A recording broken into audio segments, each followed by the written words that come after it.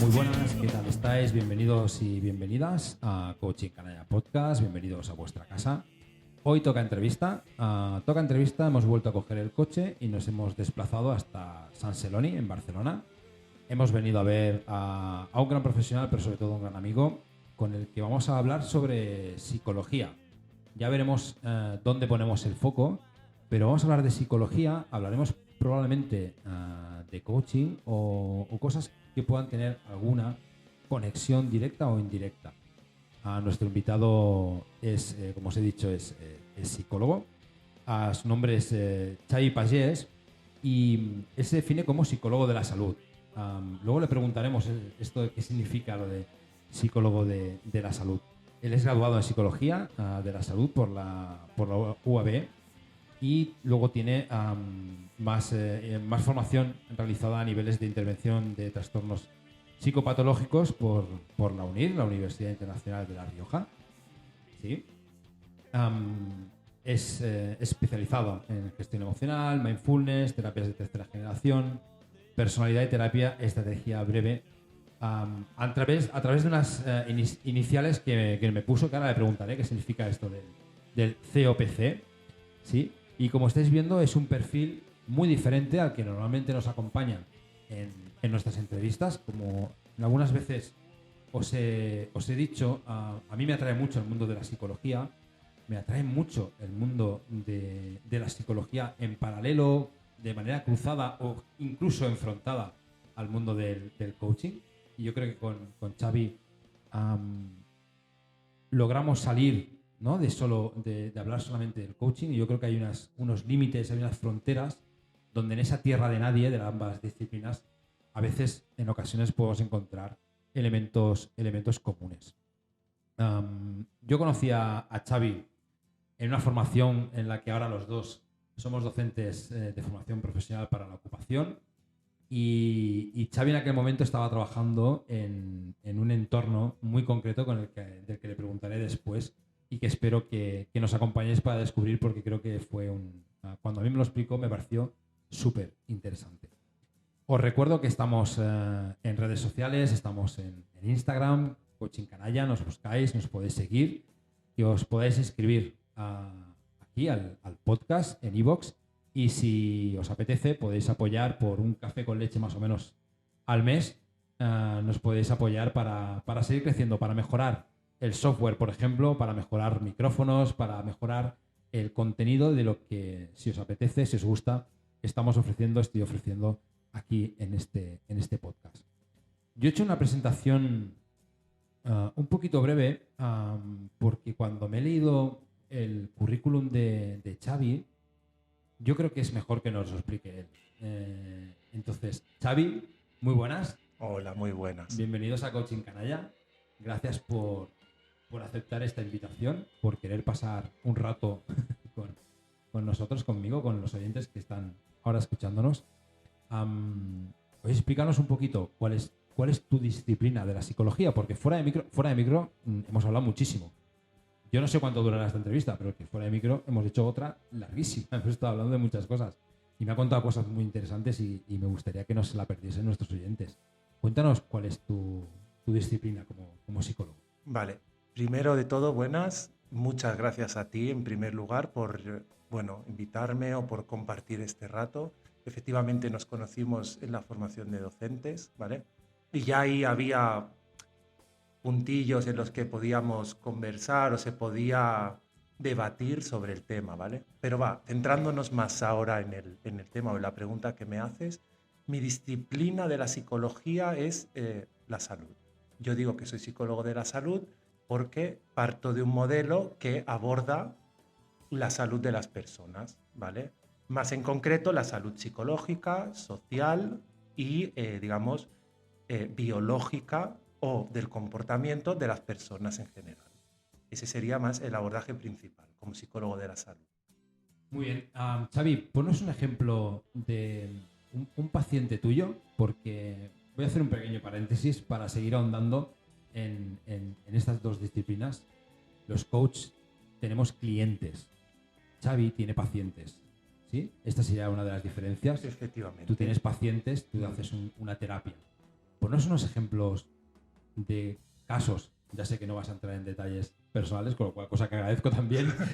Pero, ¿cuáles serían estas cositas que Xavi en su consulta como psicólogo y evidentemente otros psicólogos y psicólogas podrían tratar? ¿Qué cositas te puedes encontrar en este día a día tuyo, profesional? Mira, primero hay que diferenciar, ¿vale?, entre dos tipos de psicólogos, ¿vale?, que abordan, digamos, a los pacientes desde el punto de vista de la salud sanitario, ¿vale? El psicólogo de la salud, que sería mi caso, y el psicólogo sanitario, ¿vale?, que es un psicólogo de la salud, por así decirlo, pero con un máster que le habilita para diagnosticar, ¿sí? Hecha esta diferenciación, ¿vale?, y en relación a la segunda respuesta, ¿qué aborda el psicólogo de la salud? Pues todo aquello relacionado con en términos de salud que dificultan la adaptación de la persona a la vida diaria. En la consulta en concreto, pues tratamos temas de ansiedad, de depresión, podemos hasta empezar a ver que asoma algo más que una simple ansiedad. Con lo de simple no quiero banalizar el concepto de ansiedad, ¿vale? Podemos tratar desde qué herramientas o estrategias, pues desde, por ejemplo, la reestructuración cognitiva, que es cambiar todas esas creencias, pensamientos disfuncionales que me generan a mí estados emocionales pues totalmente sesgados o disfuncionales, que inhiben comportamientos a lo mejor necesarios para adaptarme a situaciones, etcétera. Después también activación conductual. Una persona con depresión, pues la tendencia es a estar inactiva, ¿no? Aunque también hay depresiones atípicas en las que se pueden dar elementos diferenciales. Pero típicamente hablando, pues la persona, ¿no? El estereotipo de persona estirada, triste, no haciendo nada.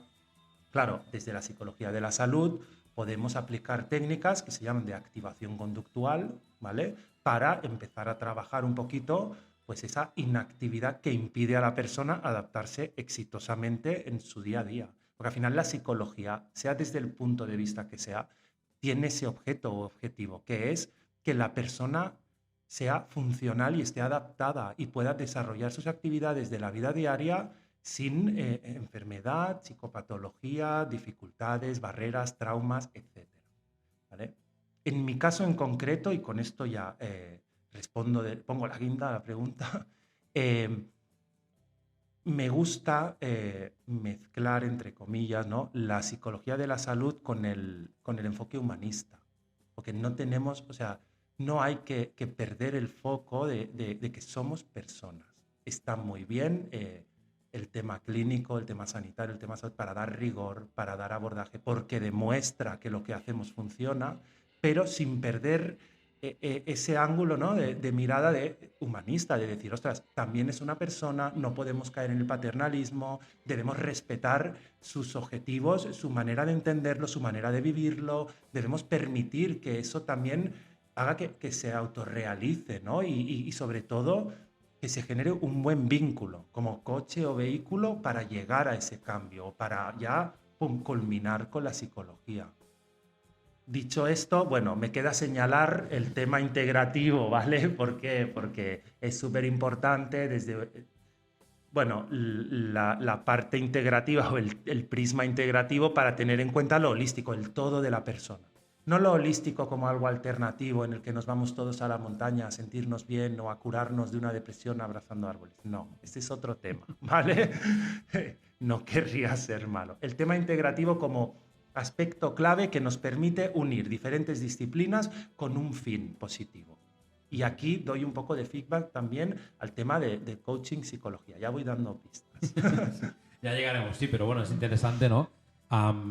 Me atrae mucho la idea, ¿no?, de tener la disciplina, la psicología, ¿no? Como, bueno, evidentemente detrás hay una carrera universitaria, ¿no? Tienes que tener una titulación reglada, pero poder llevarlo a ese acercamiento, ¿no?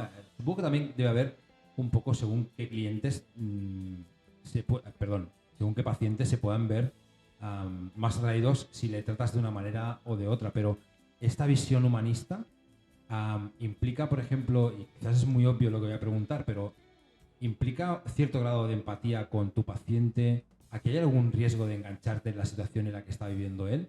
¿O como profesionales esto lo tenéis muy trabajado para poder mantener en todo momento esta distancia, ¿no? A pesar de esta visión humanista o este trabajo humanista que tú nos comentas, hay un riesgo, ¿no? De poder caer en acercarte demasiado a lo que la otra persona al final está sintiendo o reconociendo que siente.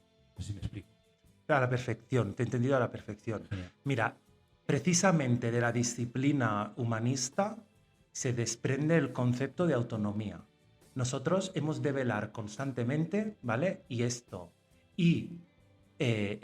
introduce las siglas misteriosas del principio de COPC, que es Colegio Oficial de Psicólogos de Cataluña, en Muy este bien. caso, porque yo estoy en Cataluña, ¿vale? Es un principio importantísimo para este código ético que se desprende de esta entidad que es el Colegio Oficial de Psicología de Cataluña, ¿vale?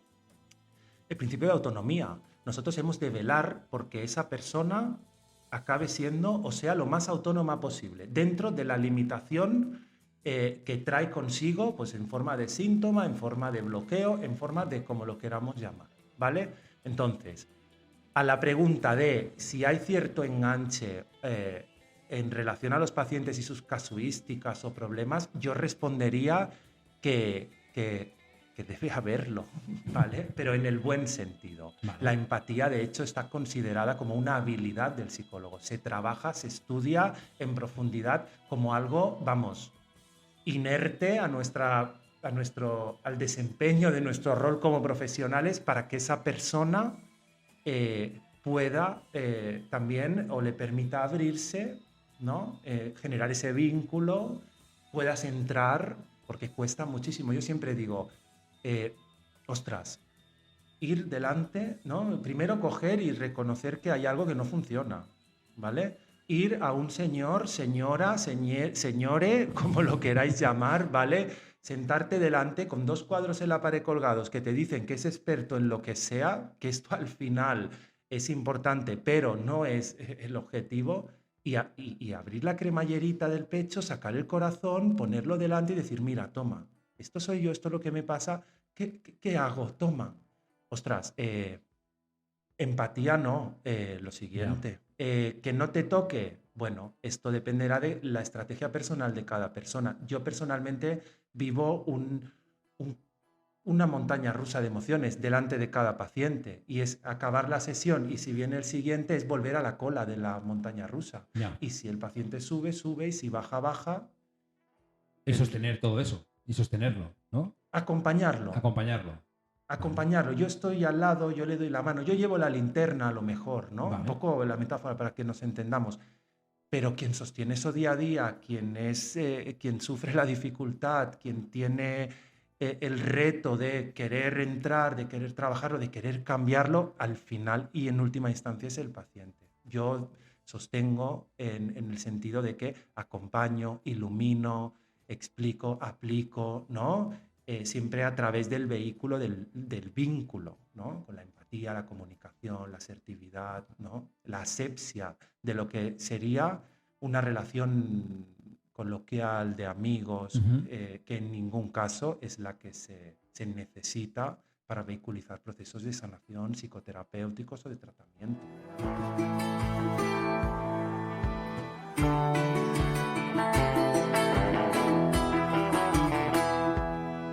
Me voy a salir un momento de la entrevista que hemos empezado porque no lo estáis viendo, pero Xavi está, si pudieses, estaría encima de la mesa explicando todo esto. O sea, está súper emocionado. Y me viene una pregunta a la cabeza, te voy a hacer. ¿Por qué eres psicólogo? O sea, ¿qué es lo que Xavi chiquitito dijo? Vale. Yo quiero ser psicólogo porque estoy viendo una no sé, no, sí, es que como una emoción al decir cómo acompañas a tu paciente y hay vocación. Entiendo que esto, no sé, a mí me llega que hay vocación. Hay un momento en que Xavi dijo, yo quiero ser psicólogo, esto es lo mío. Nos puedes, no sé, igual no te apetece explicarlo, pero... No, totalmente pertinente. Además, si con eso se favorece el entender la profesión y entender que siempre yo soy defensor de que tiene que haber pasión detrás de lo que hagas para hacerlo bien y rigurosamente, adelante. Yo no iba para psicólogo, yo en realidad he sido muchos años auxiliar de enfermería, de la cual cosa estoy súper orgulloso porque desde otro punto de vista también en contacto con las personas, ¿no? Sorpresa la mía cuando yo, siendo auxiliar de enfermería, 10 años de mi vida, decido que quiero ser enfermero, ¿vale? Yo quería ser enfermero, es lo común, lo típico tópico, el auxiliar de enfermería que mientras trabaja, aplica y estudia para ser enfermero. En mi caso, yo sabía que había algo de la enfermería, profesión súper bonita y que respeto muchísimo, ¿vale? Pero que en mi caso particular había algo de la enfermería, como hay un muro finito que no acababa de llenarme en ese sentido, ¿no? A lo mejor ahora con el tiempo sé que es la barrera pues, de lo médico, de lo medicalizado, de la jerarquía hospitalaria, etc., etc., ¿no? Ujú. Y que lo mío son las cosas que no se ven, los constructos, las emociones, las ideas, ¿vale? Pero en ese momento no. Entonces, yo tenía en mente y cuando tenía que ir a inscribirme después de la selectividad, bueno, la prueba de mayores de 25 que yo hice para acceso a la universidad, tenía que inscribirme, llevaba los dos folletos. Llevaba el de enfermero y el de psicólogo. Con una amiga mía, ¿vale? Yo siempre le daba la turra a la chavala, pues mira, Paula, hola Paula desde aquí, ¿vale? Paula, bueno, no sé, es que enfermería me encanta, es que yo con el paciente, tal. Y ella me dijo, ¿tú cómo actúas con el paciente? Tú llegas, le das la medicación, te sientes bien medicándolo o ayudándole, lo ayudas a sentarse, le ayudas a dar la comida, lo levantas, ¿eso te hace sentir lleno? O como era mi caso, evidentemente, y ya sospecharéis, te sientas en los pies de la cama del paciente, le preguntas cómo está, le cuentas un poco tu vida, te cuentas su vida, se pone a llorar, le coges la mano, ¿no? Le dices que todo pasará. En ese entonces he de decir que yo no tenía formación en psicología, ¿vale? Pero bueno, ya apuntaba maneras. Se te pasa la hora de repartir las medicaciones y basta porque estás escuchando cada paciente más de 15 minutos. No llegas a tiempo a hacer los registros, te quedas una hora más, ¿vale? Y le explicas a la supervisora que pobrecito el paciente, que te sientes muy mal, que está muy triste, a lo que te responde la supervisora. Nosotros no somos psicólogos, tenemos que medicar. Entonces, yo explicándole esto a Paula, me miraba y me iba diciendo, sí, chaval, explícame más que ya veremos cómo acaba. Necesariamente al final, dadas las circunstancias y lo que a mí me hacía sentir eso y analizando estos aspectos, dije psicología. Bueno, tiene mucho sentido lo que estás explicando, ¿no? Con la forma con la que llegas a la conclusión, ¿no? Mm, Con cómo estás explicando tu profesión, porque en tu caso, hay gente que lo puede haber hecho por otros caminos y es igualmente eh, fantástico, pero bueno, tiene una conexión, ¿no? Con el mundo emocional, ¿no? Es decir, al final, lo que a ti te llena, ¿no? En la profesión que acabas escogiendo, porque te llena, es esta vertiente que te hace ir a lo humanista, probablemente, ¿no? Para hacer este mix que nos contabas al principio. Am, ¿Qué es lo más difícil de ser psicólogo? vale, gestionar la consulta, pagar las cuotas, no, Sí. es broma. No, dejando un punto de vista más el lado técnico y Que es real. es real y Es real, existe, sí. exactamente. Esto tampoco, a veces mitificamos mucho las profesiones y hay una parte de barro, ¿no? De estas cosas, de gestionar tu negocio, porque al final tú no estás en el sistema público, estás en el sistema privado, con lo cual tu profesión la tienes que llevar adelante con tu código ontológico, etcétera, etcétera, pero es tu forma de vivir, ¿no? Entonces, no sé, yo Sí, cierro aquí el sí. paréntesis, ¿eh? Simplemente que hablar a veces de esto, yo tengo que pagar una cuota de autónomos y tengo que ganarme la vida, tengo que poner unas tarifas, eso forma parte del trabajo también de una persona. Y luego tú en la consulta, ¿no? Que es el otro trabajo Por eso que apuntaba, tenemos. ¿no? Sí. De ahí nace la dificultad. O sea, saber que hay personas que necesitan ese acceso a la salud mental con rigor, con ciencia, con humanismo, ¿vale? Como la hemos descrito hasta ahora, que me representa muchísimo, y no pueden acceder. Eso es de lo más difícil. El pensar, vale, qué bonos, qué descuentos, qué condiciones le pongo a según qué colectivo, a según qué personas, ¿vale? Para que puedan acceder, para que no sea la visita del experto tal de 100 euros que no se puede pagar A lo mejor una familia, una madre con 3 hijos, soltera, un padre, me da igual, con 2 hijos y un perro que lo han echado del trabajo, que le vence el día de la hipoteca y es a lo mejor ahí donde está realmente el arrimar el hombro y el trabajo real de la psicología de la salud, de estar, de la psicología sanitaria, pero no pueden acceder. Eso es lo duro. Hacer malabares con los precios, buscar la manera, pues si estás en paro y me lo certificas, venga, un descuento para que puedas acceder. Pues venga, te hago un 2 por 1. Si es tu cumple este mes, 15% de descuento, para que todas esas personas que desgraciadamente no pueden acceder por el sistema público de salud y están en largas listas de espera, ¿vale? Puedan de alguna manera acceder, compaginado evidentemente con mis obligaciones tributarias. Yo vivo de esto, yo también tengo que pagar una hipoteca, yo también tengo hijos. Eso es la dificultad y la tristeza. Uh-huh. Me flipa que expliques este nivel porque es como... A mí me gusta mucho lo de desmitificar según qué cosas, ¿no? Y bajar al barro me parece muy aplaudible. O sea, que lo expliques de esta manera, ¿no? Como una disciplina como la psicología, que en 2025, por no decir siglo XXI, por no decir ya siglo XX, nos hace tanta falta para entender qué hacemos en este mundo tan loco, por decirlo de alguna manera, ¿no? Y pongo el ejemplo, ¿no? Que tú, siguiendo el ejemplo que decías, ¿no? Un padre o una madre que no va a llegar a pagar la hipoteca y que no es consciente de que su salud mental ya es que no es que esté en riesgo, es que ya ha pasado el límite, ¿no? Y que tenga que verse en la dicotomía de o cómo, ¿sí? O pago la hipoteca o voy a intentar curarme. No sé si curarme en psicología es un término, si es más sanar, si es más aprender a vivir con mis circunstancias. ¿Cómo sería? ¿Cómo es un diagnóstico? Cuando tú una persona...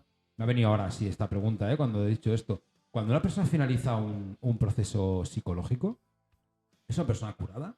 ¿O es una persona que ha aprendido que tiene una situación y que debe convivir con ello? ¿O es lo mismo eso? No lo sé. Vale.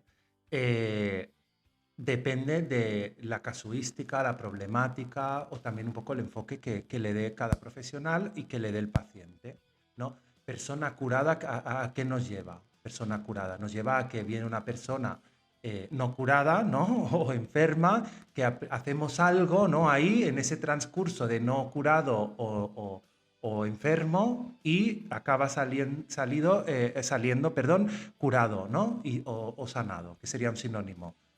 Bueno, acabo de presentar un modelo puramente biologicista de cómo entender la psicología barra psiquiatría, ¿no? Lo que entiende la medicina en este punto de vista, ¿no? Que hay un cerebro estropeado, que se le aplican una serie de químicas o cosas, acompañado mejor un poco de lo que sería de seguimiento y tal, y se acaba ese cerebro corrigiendo, con lo cual curando. Esto sería el punto 1, ¿no?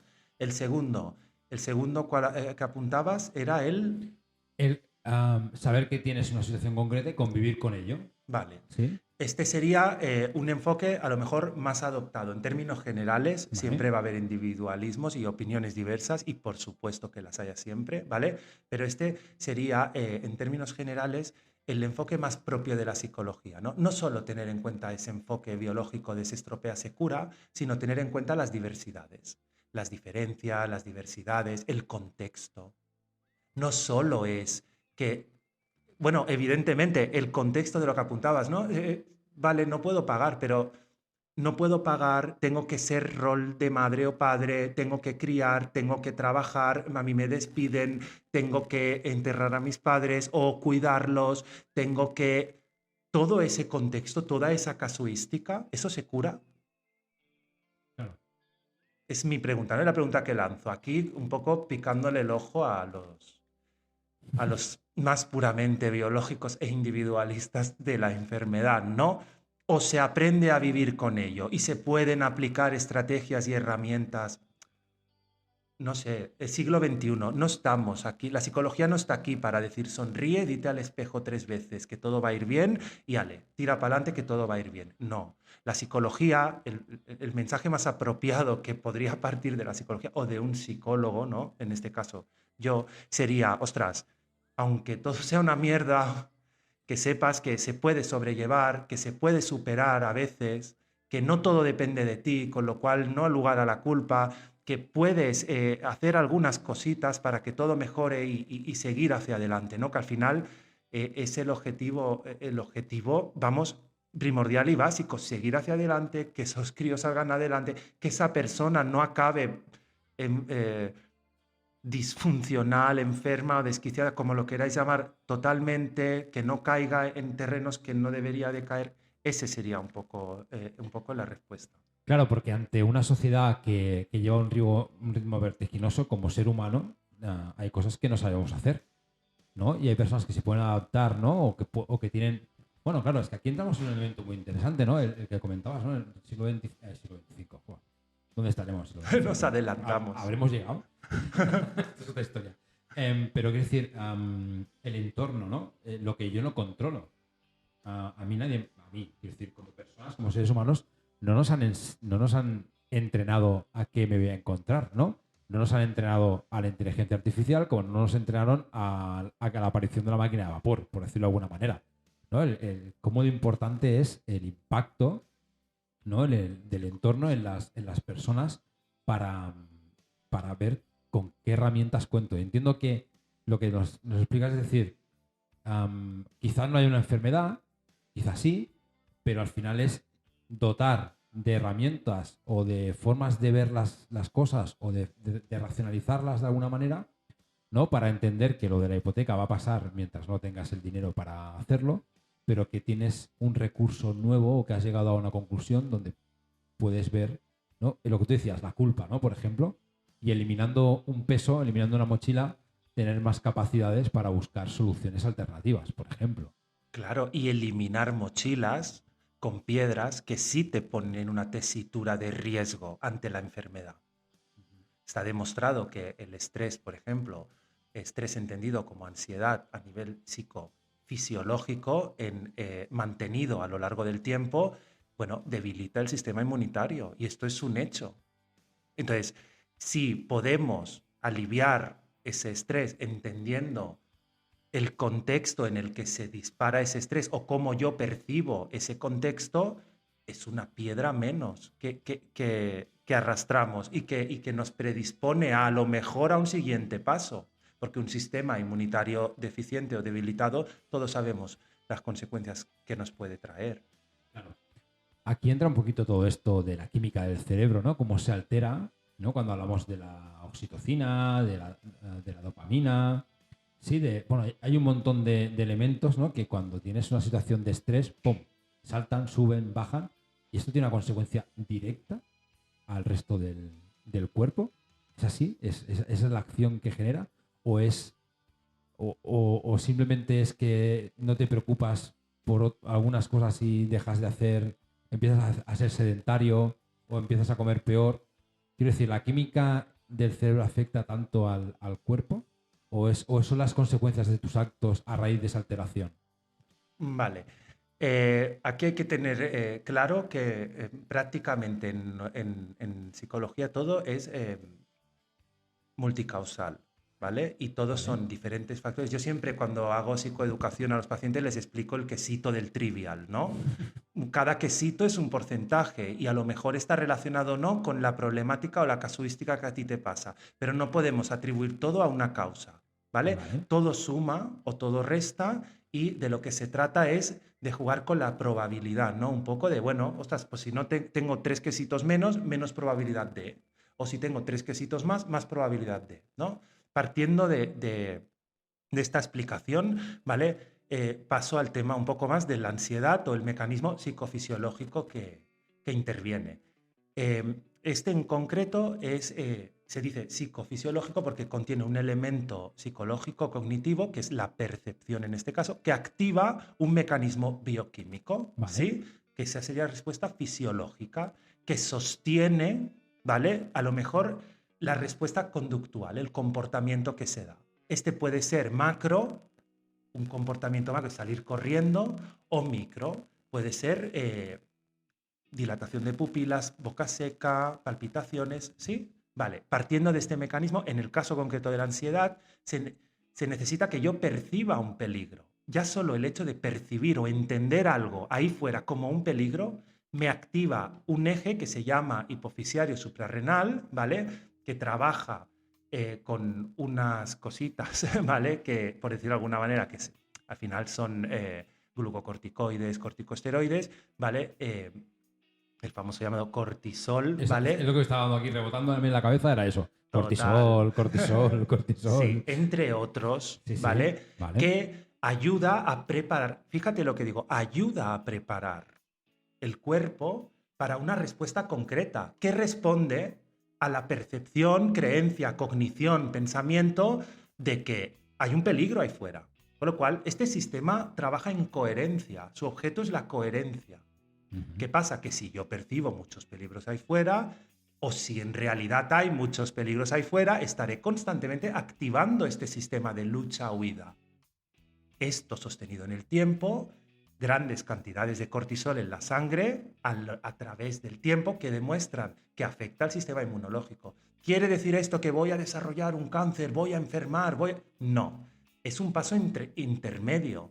Te debilita, favorece la aparición de, Vale. como siempre en psicología, todo suma, todo resta, pero nada es la causa directa. ¿Qué hay que trabajar aquí? Primero, que en el mundo pues no haya tantos leones. Ya. Segundo, que yo sea capaz de no ver tantos leones, ¿sí? Para poder relajar un poco, tener periodos en los que descanso, porque así regenero.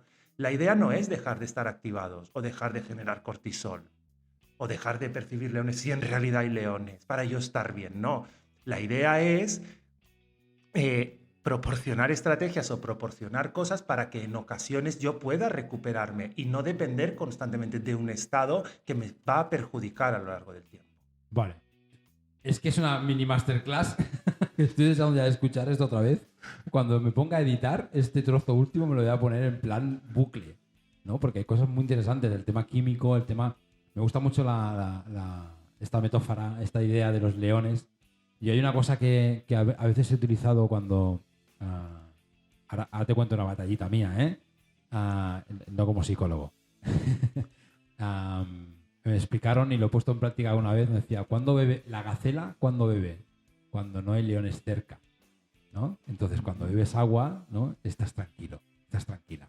No pasa nada, relájate, ¿no? Y me ha hecho recordar un poquito esto, ¿no? Es decir, claro, si empiezo a saber cuáles son realmente las amenazas, las reales, no las que percibo, ¿no? Y tener la herramienta de poder discernir, ¿no? Lo que tú dices, ¿no? Pues mis mecanismos de huida o de ataque, ¿no? ¡Paf!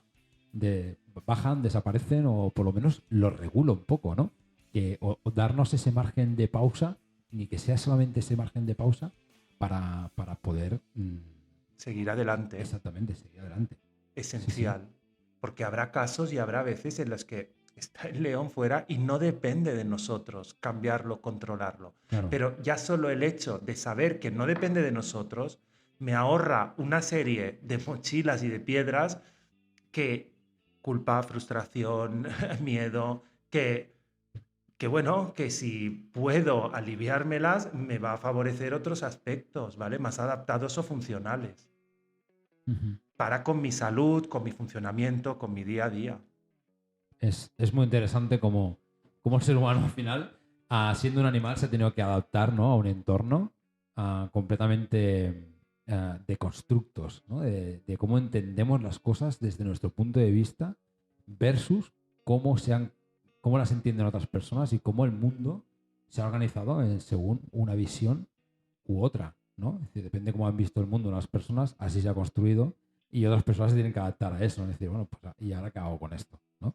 Me parece muy interesante sobre todo esta idea de hay muchas cosas, o quizá la mayoría, que no dependen de ti, ¿no? Y eso es un elemento, es una de las piedras que quizá llevamos más, la más gorda, si no la más gorda, una de las más grandes que tengamos en la mochila y que sería la primera que podríamos sacarnos de encima, ¿no? Y ya notar que el peso hostia, la cosa ha mejorado un poquito. Sí, es muy interesante esta idea. Xavi, vamos a hacer como un mini cambio de tema, simplemente como si fuese un bloque 2, ¿no? Una cosa así.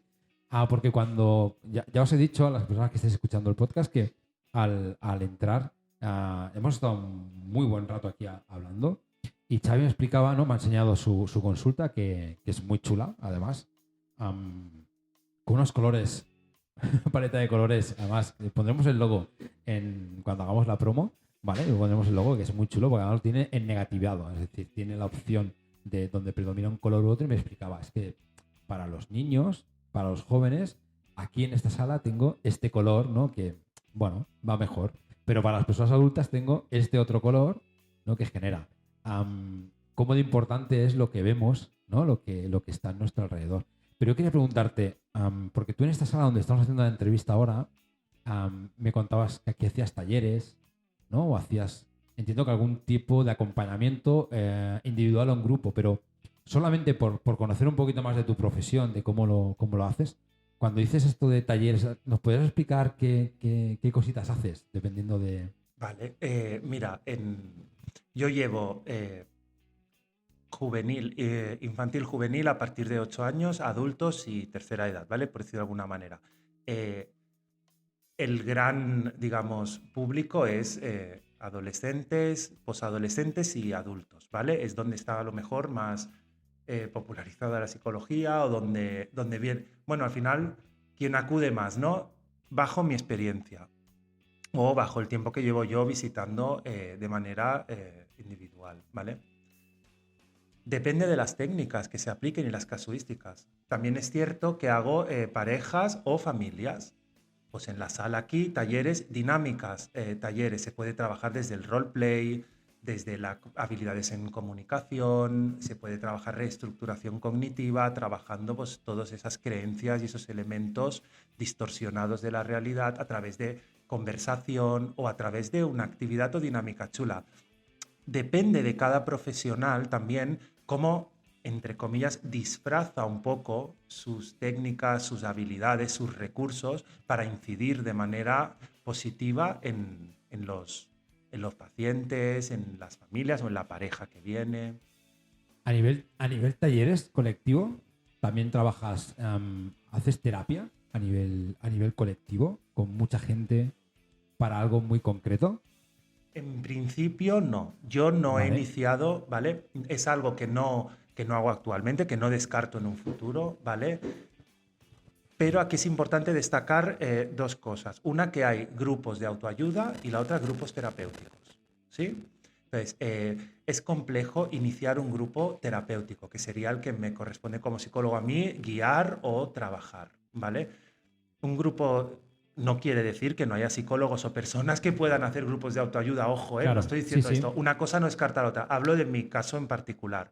Es complejo porque tiene unas fases muy determinadas de creación del grupo, hay unas fases muy concretas de apertura, de dificultad, en las que las personas pues tienen que poco a poco ir abriéndose, tienes que ir gestionando, entonces es complejo iniciar un grupo terapéutico. No lo descarto en un futuro, pero por ahora estoy cómodo con lo que estoy desarrollando. Cuando hablas de un grupo terapéutico, nos podemos imaginar la típica redonda de personas alcohólicos anónimos o personas drogodependientes que están buscando esta imagen que tenemos en el colectivo, que vemos, por ejemplo, en el cine, ¿no? Que vemos las sesiones de Alcohólicos Anónimos donde hay una persona que dirige, que entiendo que es un profesional, ¿no? Y que eso sería una terapia colectiva, ¿no? ¿Esto sería esto que nos estás contando o es otra cosa?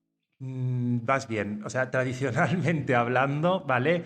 Eh, un grupo terapéutico, bueno, la disposición en el espacio del grupo terapéutico puede ser alrededor de una mesa, puede ser con sillas en un círculo. Sí, se recomienda, bueno, el círculo, pues porque todos nos vemos, el profesional, ¿no? Es todo un poco para la comodidad de la comunicación, de vernos las caras, de la apertura, de sentirnos cómodos cuando explicamos, cuando hablamos. Piensa que sea cual sea la disposición, tiene que favorecer ciertos aspectos. Ya no tan marcados o tan reglados o tan estrictos, pero sí que hay que favorecer. No tendría sentido, ¿no?, que llegáramos a un grupo terapéutico a trabajar, pues como dices, nuestra adicción al alcohol, por ejemplo, porque llevamos sin beber o porque nos hemos incluido ahí pues para llevar a cabo este reto, ¿no? De no beber o dejarlo de espalda y que todos estuviéramos sentados de dos en dos, de espalda o que no nos miráramos a las caras para explicar, no. Siempre tener en cuenta, y esto yo creo que lo da un poco el enfoque humanista que hablábamos antes, ¿no? Somos personas, necesariamente hay ciertos aspectos que no podemos obviar y que, bueno, se pueden ver reflejados en películas, en series o en roles de actores o no sé cómo decirlo, atrezos, no de cine, ¿vale? Que sí, que es, lo tradicional es el círculo, el profesional guiando, tal, y todos explicándose. Ahora que comentas cine, y ya te lo he dejado caer antes, fuera de micro, pero es que aquí en el podcast somos muy de cine. Sí, muy de cine, muy de series, muy de rock, nos ha tocado por ahí. ¿Qué realidad o qué distancia hay entre el psicólogo o psicóloga que vemos en el cine, película de domingo tarde, serie, la que sea, con la que veríamos si entrásemos a tu consulta, por ejemplo? Vale. En mi caso en concreto, nada que ver. ¿Vale? No tienes un diván, yo no he visto diván. No hay un No diván. hay diván, no hay diván. El diván ya está en el Museo del Arte, yo creo, de Cataluña, de Historia, el Museo de Historia, ¿no? Nada que ver. Sí que es cierto, ¿vale? Que muchos profesionales de la psicología se enfocan, bueno, un poco en favorecer el vínculo, ¿no? A través de, pues, quitar barreras arquitectónicas, ¿no? Entre paciente y terapeuta, porque valoran mucho el vínculo, y así es. Yo valoro mucho el vínculo, porque al final es el vehículo que tienes para tratar y ayudar a esas personas, ¿no? Pero quitan barreras arquitectónicas como la mesa, ¿no? Para que las personas, pues, se sientan, haya más conexión, se puedan ver. No es mi caso, ¿vale? En mi caso en concreto, lo que podamos ver en una película donde se trata a la persona a través del diván, que hace la catarsis, ¿no? Y le suelta todo el rollo al terapeuta allí estirado, y el terapeuta psicoanaliza y trabaja, ¿no? Y identifica transferencias. Desde mi punto de vista, esto ya ha quedado obsoleto. Esto pertenece a la psicoterapia o la terapia psicodinámica actualmente hablando, ¿vale? Es un poco del subconsciente colectivo, cultural, que se desprende, ¿no? De Freud y todo. Freud, Jung, Lacan, creo, todos estos psicólogos más, digamos, pioneros en el mundo de entender y analizar el pasado, el cómo, ¿vale? Todo eso que le ha pasado y todas esas vivencias y cómo la persona las ha vivido le afectan en el presente, ¿vale? Yo si venís a mi consulta, espero que no, o sea, deseo que no y espero que sí. Es contradictorio, ¿vale? Lo que siento, pero en cualquier caso creo que se me entiende. En mi consulta hay una mesa, hay los títulos, porque también por ley y por ética los tenemos que enseñar para verificar aquello a lo que el rigor que hablábamos científico, ¿no? A qué nos dedicamos. Hay un portátil, una mesa, unos tés, un mueblecito, y creo que también es importante, ¿no? Yo en mi caso me valgo un poco de la estructura formal para tener cierta influencia sobre la persona, ¿no? Dar esa imagen de seriedad, de formalidad, ¿no? Un poco como ir al médico, ¿verdad? Tú no sabes bien el médico qué piensa o qué hace, pero sabe lo que tienes, te dice lo que necesitas y tú, si más o menos le haces caso, superas esa infección, ¿no?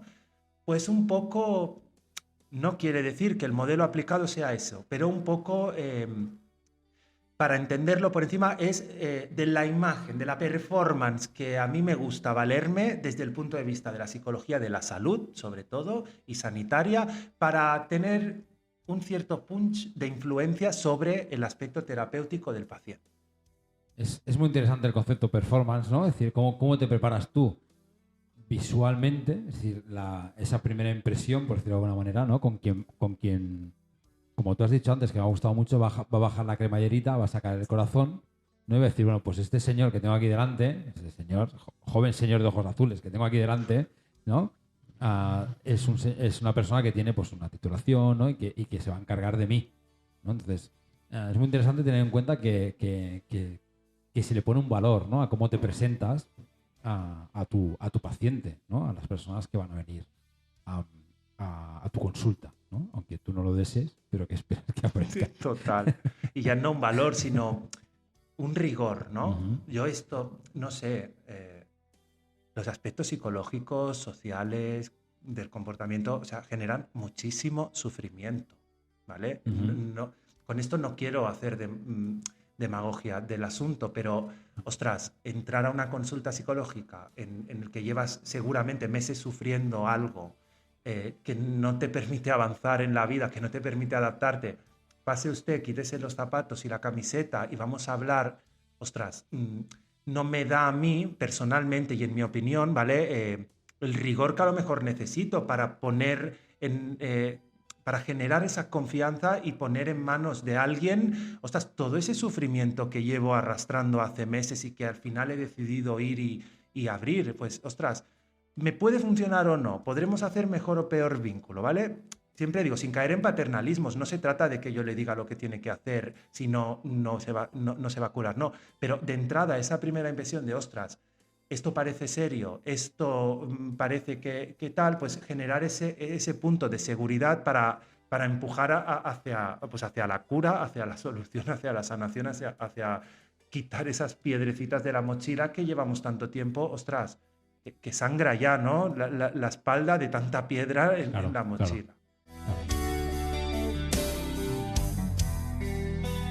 Antes, ya al principio, ya hace un rato, hablamos de cuando nos conocimos en la formación, que estabas en un proyecto muy chulo, que a mí me gustaría que, nada, una pincelada, ¿no? Pero por una idea de una función social, ¿no? De la psicología, con colectivos que están, a ver si lo digo bien, no quería decir en la sombra, pero que no se les da un reconocimiento como que puedan padecer, ¿no? Cuando hablamos de ciertos colectivos, como que no los relacionamos como personas que puedan padecer una salud mental, porque directamente están en un estrato social, ¿no? que tenemos ahí como oculto, o sí, en la sombra, ¿sí? Un poquito en esta idea. Pero bueno, nos lo cuentas un poquito para dar esta dimensión social también, ¿no? A este tipo de intervenciones con las que la psicología, en tu caso, como psicólogo, pues hacéis, en mi opinión, una grandísima labor y que a mí me llamó mucho la atención en su momento. Total. Creo que te refieres al periodo en el que estuve varios meses, cerca de un año, trabajando en una asociación, ¿vale? Para colectivos vulnerables, personas transexuales y migrantes en concreto, y mujeres mayores de 55 años, muchas de las cuales víctimas de violencias machistas y de género, ¿vale?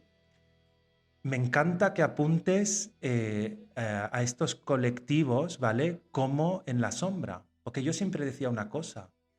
Muchas de estas personas se culpaban, ¿no? De sus aspectos, o sea, de sus aspectos, me refiero de lo que les pasaba, de sus casuísticas, ¿no? Y me decían, es que, ostras, es mi culpa, ¿no? Porque yo he decidido ser trans. O es mi culpa porque yo he decidido entrar en la prostitución, ¿no? Vidas muy duras, muy respetables, ¿vale? También. Entonces, me encanta que apuntes el término de la sombra, ¿no? Yo siempre les contestaba, mira, te empujan a la sombra y después encima te acusan de que haces cosas en la oscuridad.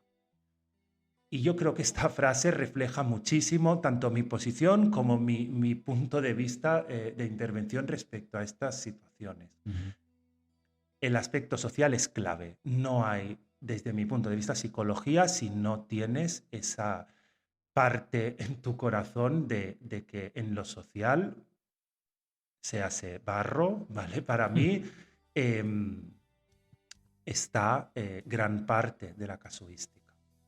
Claro, porque son dramas como muy internos en el sentido que ya tu posición, ¿no? en la vida, y hablo desde el desconocimiento porque yo no he estado cerca, o sea, ni me he asomado a ese lugar, ¿no?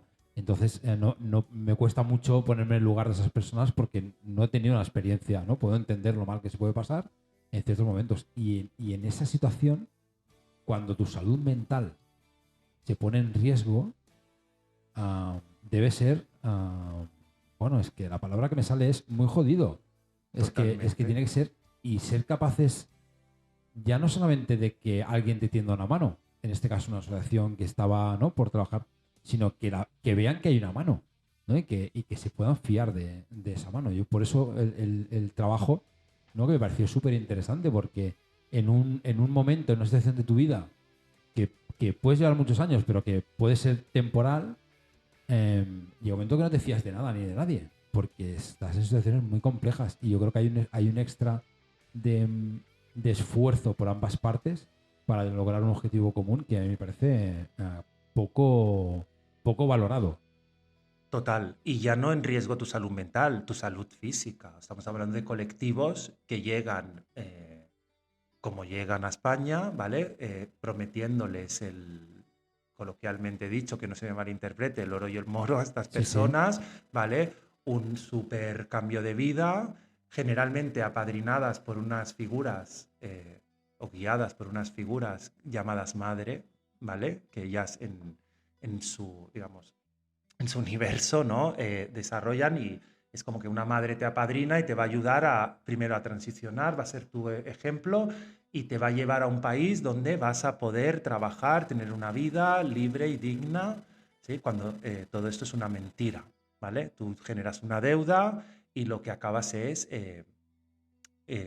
bueno, pues en la periferia del Camp Nou, Ya. trabajando y generando para estas madres mafias, en mi opinión. Sí, sí. Bueno, yo quería que lo pudieras comentar porque me pareció muy interesante en el momento que nos conocimos y que lo explicabas. Y que, bueno, pues es de agradecer que estas personas encuentren.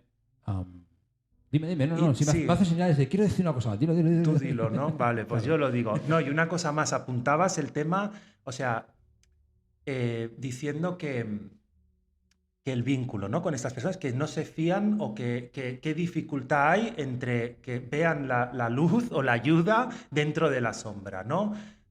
Totalmente. Mi respuesta es gran parte del trabajo, ya no tanto psicoterapéutico con estas personas, es de generar un buen vínculo y de trabajar un vínculo. Una vez tienes ese vínculo, que respecto a lo mejor a personas que no tienen estas casuísticas, donde no inciden tantas discriminaciones y tantas violencias a la vez, es mucho más difícil de generar. Pues estar meses para trabajar un único vínculo, que luego te permita iniciar tratamiento. Claro. Conectar primero como personas para Totalmente, luego poder trabajar todo aquello que haya que trabajar a nivel psicológico, físico, lo totalmente, que sea necesario. totalmente. Muy ¿Vale? interesante. Sí, sí.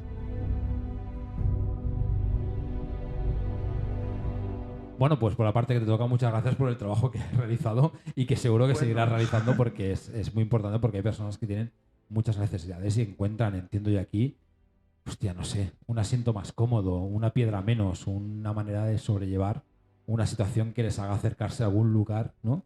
Que atisbe un poco de luz, si no la final del túnel, ¿no? Que por lo menos tengan eso, que el mundo igual no es tan cabrón como a veces. y alguien que Sí, pues les acompañe un sí, sí. poquito. Vamos a cambiar de bloque. Vamos a irnos a una cosa más liviana. Porque aquí. Total. Hablamos de Sí. todo. Venga, oye, yo te preguntaba, te decía, y lo hemos hablado antes fuera de micro. ¿Tú cómo ves esto del coaching, no? Porque yo con muchas, y ahora lo hablábamos, te decía, yo he conocido tres tipos de profesionales de la psicología, muy genéricos, ¿eh? El psicólogo que lo he tenido yo en formación, haciendo formación con quien he sido compañero de formación para el coaching. Compañeros que hemos hecho la formación de coaching ya han acabado siendo psicólogos. Y psicólogos que cuando le mencionas la palabra coaching es como si le hubieses tirado algo sulfúrico en las manos, ¿no? Como cuando un vampiro ve la luz, ¿no? Que empieza a echar humo y dices, Qué man. ¿no? Y tal. Am, yo, de toda la charla que llevamos, de esta conversación que estoy súper agradecido, hay cosas que yo las puedo reconocer dentro de una formación de coaching sin querer decir para nada que sea el mismo trabajo, ¿eh? Para nada. Pero cuando has hablado de emociones, frustración, empatía, la asertividad, cómo nos comunicamos, las mochilas, esto es un tema que se utiliza mucho, ¿sí? El miedo, huir, atacar, ¿no? Todas estos conceptos, estas ideas, yo sé que las trabajamos, se trabajan en el coaching, pero desde el punto de vista psicológico, a mí me gustaría saber tu opinión o por lo menos la que puedas tener al respecto, porque creo que es un debate que a mí no me da miedo enfrentar. No digo que tengamos un debate ahora, pero que creo que es importante para ambas profesiones o ambas disciplinas. Totalmente. Además, yo, bueno, quiero decir primero que yo nunca he tenido formación en coaching ni soy coach, ¿vale? Sí que es cierto que puede haber colegas de profesión que también he visto, que he compartido, que están totalmente en contra, otros que no, y, uy, perdón, y otros que, que lo ven bien o que no, ¿vale? También conozco psicólogos que son a la vez psicólogos y coach, ¿vale? Entonces, mi punto de vista, yo pienso que ya hay muchas guerras en el mundo, ¿vale? Como para iniciar otras. Ahora, con matices. Evidentemente, la empatía, las habilidades sociales, el miedo, la frustración, no son conceptos exclusivos de la psicología. Son conceptos del mundo, de las personas, de muchas disciplinas, ¿vale? Que, bueno, más acentuados en este siglo, pero porque los hemos ido descubriendo algo de la historia de la humanidad. Entonces, ahora es como que está todo más hirviendo, ¿no? Porque ahora ya hemos traspasado lo biológico y nos vamos también a lo cognitivo, ¿no? Estamos en un capitalismo cognitivo, emocional total, desde mi punto de vista, ¿vale? Donde consumimos emociones y consumimos pensamientos. Y el coach, precisamente desde mi punto de vista, nace en ese contexto. Entonces, se tiene que negar algo que nace en un contexto determinado con unas necesidades específicas y tal. No. Ahora, como decía Lola Flores, y la meto aquí porque sí, ¿vale? Pues claro que sí. A ver. Todo se puede en esta vida con método. Es súper importante saber en qué punto, ostras, pues para mí el coaching me parece una buena antesala a lo que sería después una buena intervención psicológica, si es que es el caso y se ha de dar. Claro. Ostras, un coaching bien reglado, bien formado, puede ser una figura de un profesional de cribaje perfectamente. Y esto es bueno para nuestra sociedad y para las figuras profesionales. Ahora, si no definimos las cosas, si no regulamos las cosas tal y como, en mi opinión, deberíamos regularlas, entramos pues, en la confusión, en el debate, la confrontación, y para nada es perfectamente complementario pues, que un psicólogo trate determinadas cosas y complementariamente y estando en constante interrelación con el coaching, trate otras. Antes decías que lo comentábamos. Ostras, una idea que yo siempre, bueno, siempre, o desde que abrí en mi cabeza o descubrí el tema coaching en mi cabeza, eh, es que, ostras, un coach puede ser un facilitador o la figura del facilitador, y ya hablo con propiedad y especificando, ¿no? Y me mojo en ese sentido, eh, perfecta para el diseño de intervención de algunas técnicas que puede ahorrarse hacer el psicólogo, porque el coaching reglado, formado y puede realizarlos. Pongo el caso, un tema de que haya que trabajar un roleplay o de que haya que trabajar técnicas de habilidades sociales. Ostras, si los objetivos terapéuticos los diseña el psicólogo, si encajamos la intervención con todas las cosas o aspectos que tiene que tener en cuenta el psicólogo para con la patología, la casuística, la enfermedad que tiene ese paciente, el apartado roleplay para trabajar técnicas en habilidades sociales, ¿por qué no puede ser derivado a un coaching? Y puede realizarlo. Y luego hacer el escrito del resumen de la sesión. Y pasar eso al psicólogo para que lo tenga en cuenta en los seguimientos. No sé, es mi punto de vista y me parece que es totalmente complementario. No, ya hay muchas cosas que estoy de acuerdo en los límites. Es una cosa que creo que es súper importante, poner el límite donde una disciplina actúa y donde la otra. De hecho, ya lo comentamos al principio, pacientes para la psicología, clientes para el coaching. Un coach no hace terapia. El problema es cuando encontramos, ¿no? Illuminatis, ¿no? O iluminados, iluminadas que hablan de terapia Aquí. desde el coaching y tal, y aquí, ostras, tenemos un problema, ¿no? Pero bueno, yo creo que comparto mucho de lo que estás diciendo. Sería muy chulo tener, bueno, los equipos mixtos ya existirían en lo deportivo, porque evidentemente son deportivo, te puedes encontrar 18, 20, 25 personas de media. O sea, aún puede haber equipos todavía más y de alto rendimiento, ¿no? Donde las dos figuras sí que pueden tener una convivencia necesaria, ¿no? Ya muy buscada. Yo creo que nos vamos a quedar con esta última opinión sobre el tema del coaching que te agradezco mucho. No sé si te ha quedado algo en el tintero a ti. ¿Quieres explicarnos alguna cosa que tengas ahí apuntada? Quiero decir esto, que entre profesionales no debería de haber guerra alguna. Ahora, entre iluminados y iluminados sinónimos no profesionales, es ahí donde está el foco de la guerra. Claro, es lo que distorsiona, ¿no? Es aquello que distorsiona. Sí, total.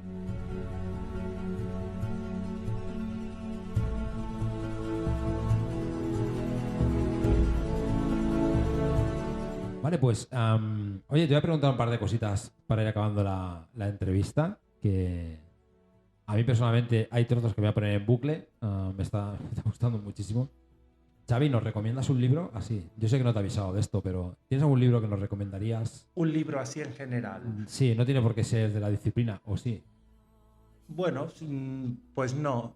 Lo leí en la carrera, ¿vale? Bueno, dos. Voy a recomendar dos. Venga, Mira, va. uno más para el aspecto social y entender el contexto, la importancia del contexto, ¿vale? Y de cómo el contexto en realidad nos modula, nos moldea y nos arrastra, ¿vale? Por la vida, que sería Nacionalismo Banal. No me acuerdo del autor, pero sí que sé que es una tesis doctoral de un señor estadounidense, ¿vale? Lo leí en tercero de carrera, para la asignatura Psicología de la Salud. Vale. Y el otro lo leí en segundo de carrera y también creo que es importante. Mira, has dicho libro, ahora me van viniendo detrás de otro, ¿vale? Pero haremos una biblioteca. Este es parecido como a un ensayo de diferentes experimentos sociales que hacían unos hermanos, no sé si polacos o rusos, ¿vale? No me acuerdo del nombre, que se llama Pequeño Tratado de Manipulación, para gente de bien, tranquilos, para gente de bien, ¿sí? Bueno, sí, el título es muy sugerente, ¿eh? Y si me permites, un tercer libro, porque claro quiero sí. hacer apología de un autor que sí me acuerdo el nombre y soy gran defensor de este autor, que es Kahneman, ¿vale? Con su gran descubrimiento de los dos sistemas, el sistema 1 y el sistema 2 del cerebro, ¿vale? Que habla de los heurísticos y los sesgos, y el sistema de la lógica y el pensamiento, que es pensar rápido, pensar despacio. Pensar rápido, pensar despacio, Daniel Kahneman. Para más atrevidos ya. Hay gente que quiera ya entrar más de lleno en psico. Este último. Sí. Vale, pues tenemos una mini biblioteca de Xavi aquí como recomendación. ¿Tú qué música escuchas, Xavi? ¿Qué recomendarías de lo que has escuchado así últimamente? ¿Qué música escucho? Porque la entrevista ha sido muy cañera, ¿eh? Tu Mi entrevista ha sido muy cañera, muy emotiva, muy chula. Yo la pondría en un rock de aquellos rocks melódicos que eran de 7, 8 o 12 minutos de música. Totalmente, pero también te tengo que decir que yo en realidad soy un romántico de lo que hago, con lo cual yo soy de los que ha comprado la entrada para el concierto de La Oreja de Van Gogh. ¿Pero por qué ha vuelto ella o porque ahora ha vuelto, ¿no? La cantante original. Porque ha vuelto la cantante original y independientemente de las cositas que yo ya haya podido leer, de los rollos empresariales / amigos y enemistades, soy un romántico, me encanta en origen, como buen millennial, ¿no? Que le dijeron que iba a triunfar en la vida si hacía lo que tenía que hacer. Luego se mostró que no era así, pero ya ese romanticismo se me quedó inerte en el cuerpo. Ya lo llevas. Entonces, yo recomendaría canciones de La Oreja de Van Gogh, por ejemplo. Pues nada, pues aquí quedan las dos recomendaciones de Xavi Pagés. Muchísimas gracias por abrirnos tu consulta, literalmente. Por abrirnos, no sé si has bajado del todo la cremallerita del corazón, pero aquí ha salido muy emotivo. De verdad, te agradezco mucho la pasión que le has puesto a lo que nos has explicado. Ha sido un placer verte aquí en tu entorno. No es lo mismo verte en un aula siendo un alumno como éramos en aquella época. Que aquí, ¿eh? Años A, dices. Sí. Parece que haya pasado una vida, ¿eh? Total. Y sin embargo, verte en este entorno que es muy chulo, es muy acogedor. Y nada, desearte mucho éxito y triunfos porque, bueno, seguro que ya lo estás haciendo, pero muchísimas gracias por dejarnos entrar en un trocito de tu casa, Xavi. Pues gracias a ti y de verdad que a su merced. Muy bien, pues nada, oye, nos vemos pronto. Nos vemos pronto. ¿Sí? Gracias, Xavi. Que recordarás las tardes de invierno por Madrid, las noches enteras